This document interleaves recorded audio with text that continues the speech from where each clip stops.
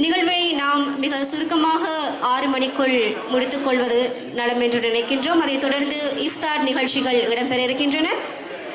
அடுத்து நாம் சிற்றுரையினை ஆற்றுவதற்காக அழைப்பது அருட் தந்தை டாக்டர் நிஷான் சம்பத் குரே அவர்களை, கிறிஸ்தவ சமய விவகாரங்களுக்கான பொதுச் செயலாளர் அருட் தந்தை நிஷான் சம்பத் குரே அவர்களை அன்போடு அழைக்கின்றோம். ප්‍රථමයෙන් සුතිවන්ත වෙනවා ජාත්‍යන්තර මානව හිමිකම් ආයතනයට අප වගේ අයවත් විශ්වාස කරලා මේ උපවාස කාලයක මටත් ජාතික අන්තරාගමික පූජක කමිටුවට මේ වගේ ගරු කිරීම, මේ වගේ සැලකීම, මේ වගේ විශ්වාස කිරීම අගය කරනවා.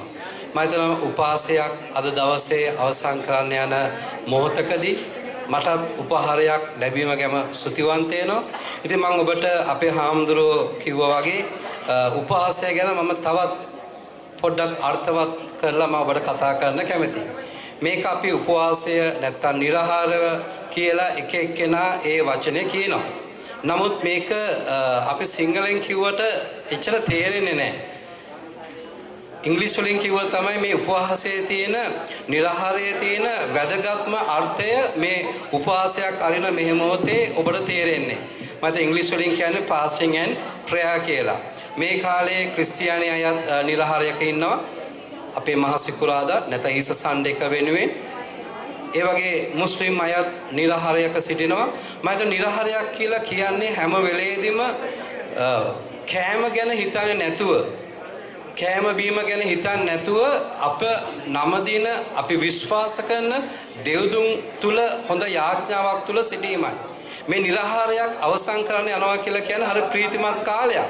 අපගේ දෙව්දුන් සමග පැය ගාණක් සිටමින් අපගේ වැරදි දේවල් හේතු අරගෙන අපගේ වැරදින දේවල් නැවත හදාගන්නේ කොහොමද කියන දේ හිතාගෙන මේ නිරාහාරය අවසන් කරන මොහොතේ මා විශ්වාස කරනවා මෙතන ඉන්න හැම කෙනෙක්ටම ඔබ අල්ලපු නිරාහාරය මම හිතනවා වටිනාකමක් තිබෙනවා අද දවසේදී.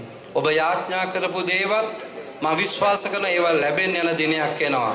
ඒ වගේ ඔබගේ සීල ප්‍රාර්ථනා ඉෂ්ට වෙන්න යනවා. ඉතින් මම විශ්වාස කරනවා මේ ජාත්‍යන්තර මානව හිමිකම් ආයතනයට ඔබ බලාපොරොත්තු වෙන සීල ප්‍රාර්ථනා මේ වගේ සීල ප්‍රාර්ථනා ඉෂ්ට වෙන්න කියලා. ඔබ හැම කෙනෙක්ටම යේසු පිහිටයි.